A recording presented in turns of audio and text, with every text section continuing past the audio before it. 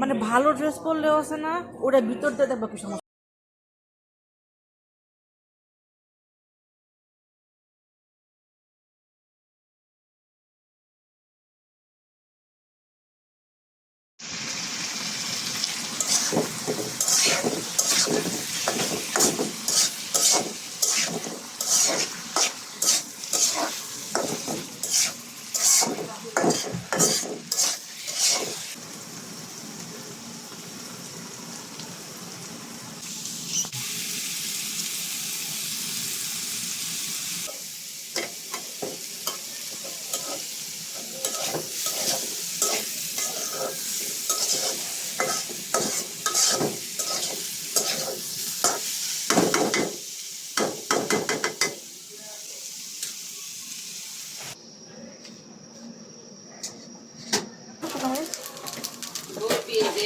রান্না করে টেস্ট লাগে, আপনারা খেয়ে দেখেন, এটা অন্যরকম টেস্ট। এখন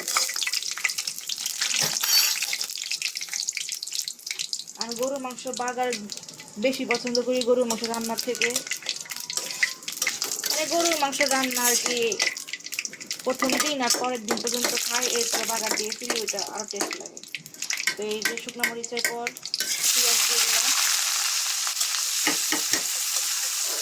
পেঁয়াজটা সব দেবো,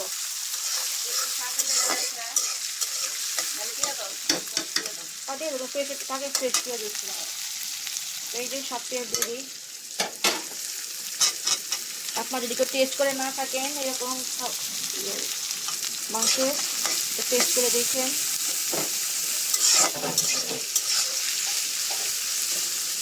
তেল মনে হয় কম হয়ে গেছে, তেল কম হয়ে গেছে মনে হয়।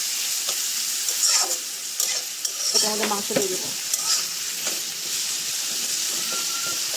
তো ভাজা ভাজা করে নিন। এই যে এদিক দিয়ে আমার ছোটো বোন খিচুড়ি না দিচ্ছে, আর এদিক দিয়ে আমি বাগার দিচ্ছি মাংস। পেঁয়াজ প্রায় অল্প হয়ে আসছে, আর একটু অল্প ব্রাউনি হলে আমি এটার মধ্যে মাংস দিয়ে দেবো, গরু মাংস। আর এখান দিয়ে খিচুড়ি গরম হচ্ছে আমার জন্য দেওয়া হয়েছিল, এখন অনেকটা ভালো হয়ে গেছে। মানে এটা এটাকে শুকনো হয়ে গেছে, ওই দিকে আর কি শুকনো হয়ে গেছে।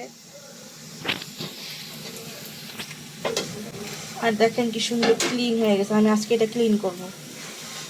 এই যে গুঁড়া গুঁড়া ছিল তো, অনেক গুঁড়া গুঁড়া আছে, তো এটা ক্লিন করার পর দেখবো কি অবস্থা, তারপর ভাইজা জিরা গুঁড়া করে ফেলবো। কেন আমি সুন্দর হয়ে গেছে এই 4-5 দিনের রোদে, দেখেন কি সুন্দর হয়ে গেছে, একদম ফ্রেশ লাগতেছে। আর এখানে আমার ছোটো বোন চা বানাইছিল সকালে, আমাদের সকাল হয়েছে তো আজকে সকাল 11টার দিকে, তো 12টার দিকে চা খাওয়ার পরও চা রয়ে গেছে।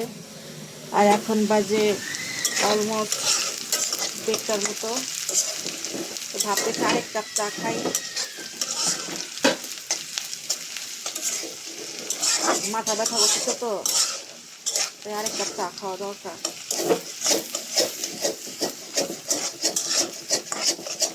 এই যে এই পুরা মাংস দিয়ে দেবো ঢেলে।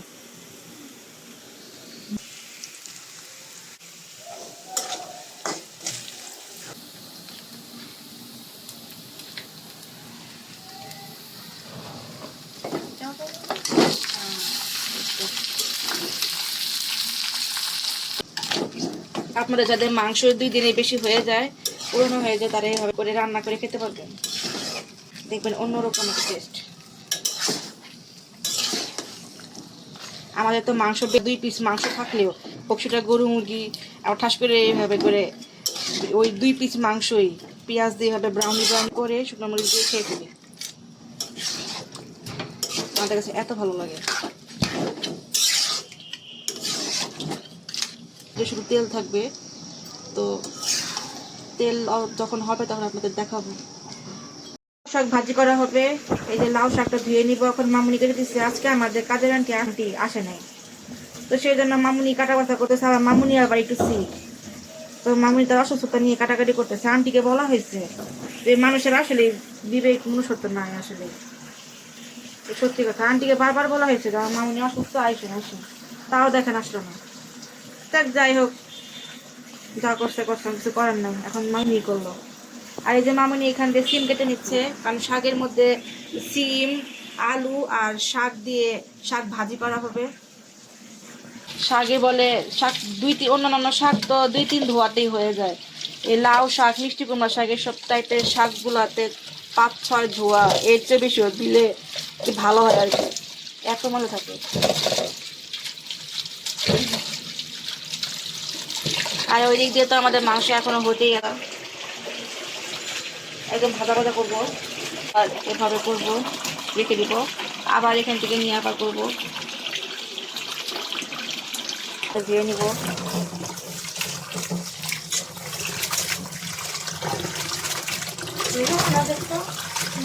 দেখি আর একটু সুন্দর করে করে রাখবো না খোলা, আমি জিরা গুঁড়ো দেওয়া লাগবো না,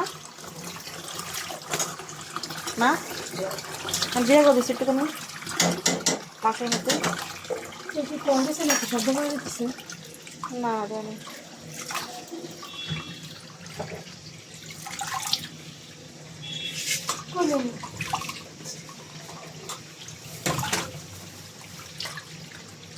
দেখি কত মধ্যে এটা দিস না, এদিকে না মাথা দিয়ে মাছ।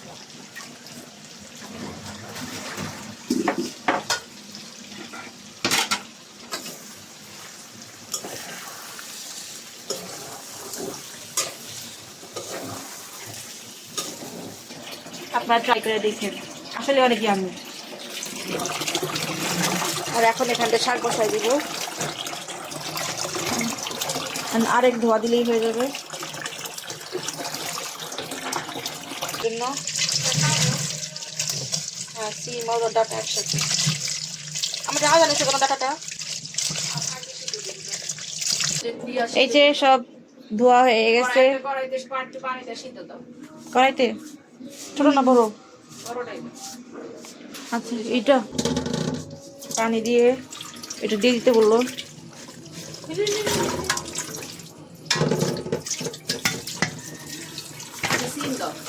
সব দিয়ে ফেলছে একসাথে? হ্যাঁ, আরে আলাদা আলাদাই তো, সিম আলু ইয়াটা ডাটাটা একসাথে করছি। শাক আলাদা না? হ্যাঁ, তো আলাদাই না।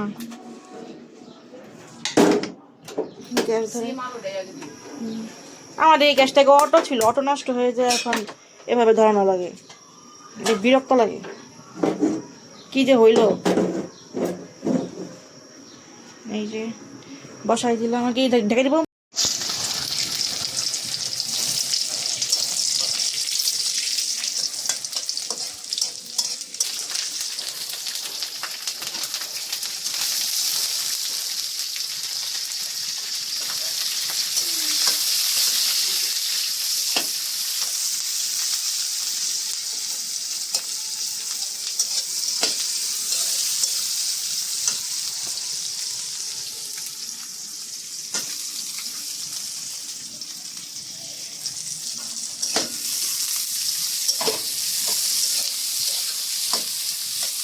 কিছু করবেন না,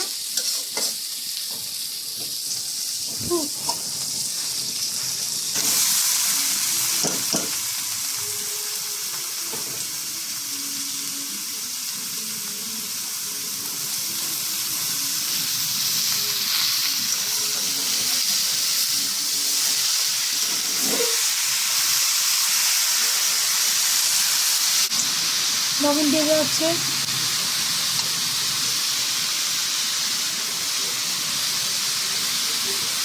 সিদ্ধর সময়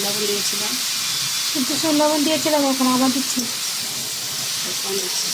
এবার কম দিচ্ছি। এবার বেশি করে দিলে আবার শাকে লবণ বেশি হয়ে যাবে।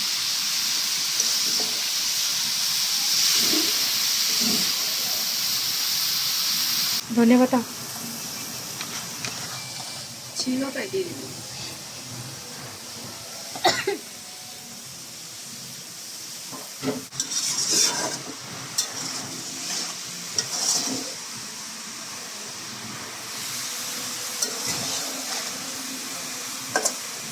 এই যে শাকের ফাইনাল লুক,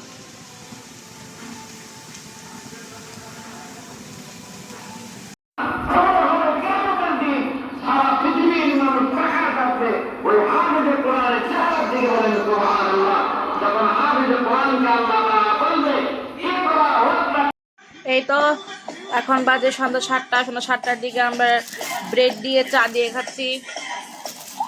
এই যে ব্রেড, এই ব্রেডটা অনেক মজা, আমাদের বেকারি ব্রেড এটা। এটার মধ্যে থাকে না একটু চিজ, চিজ থাকে, চিজি উইথ ক্রিম।